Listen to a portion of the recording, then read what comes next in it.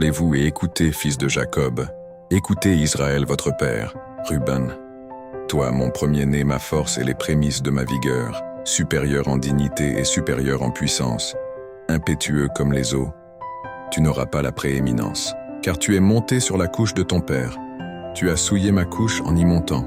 Siméon et Lévi sont frères. Leurs glaives sont des instruments de violence. Que mon âme n'entre point dans leur conciliabule. Que mon esprit ne s'unisse point à leur assemblée.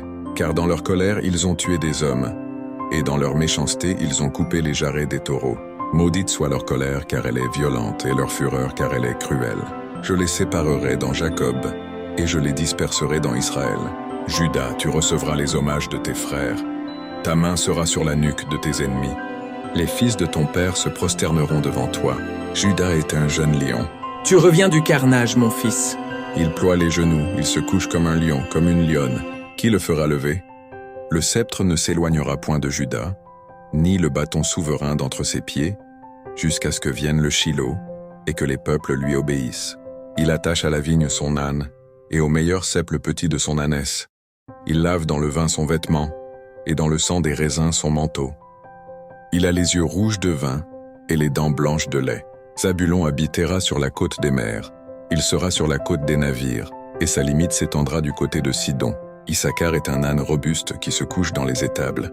Il voit que le lieu où il repose est agréable, et que la contrée est magnifique. Et il courbe son épaule sous le fardeau. Il s'assujettit à un tribut. Dan jugera son peuple comme l'une des tribus d'Israël. Dan sera un serpent sur le chemin, une vipère sur le sentier, mordant les talons du cheval, pour que le cavalier tombe à la renverse. J'espère en ton secours, ô Éternel. Gad sera assailli par des bandes armées, mais il les assaillira et les poursuivra. Assez produit une nourriture excellente. Il fournira les mets délicats des rois. Nephtali est une biche en liberté. Il profère de belles paroles.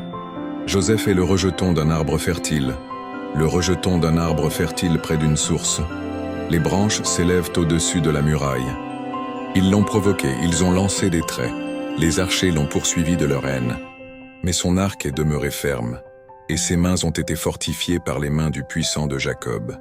Il est ainsi devenu le berger, le rocher d'Israël. C'est l'œuvre du Dieu de ton père qui t'aidera. C'est l'œuvre du Tout-Puissant qui te bénira des bénédictions des cieux en haut, des bénédictions des eaux en bas, des bénédictions des mamelles et du sein maternel.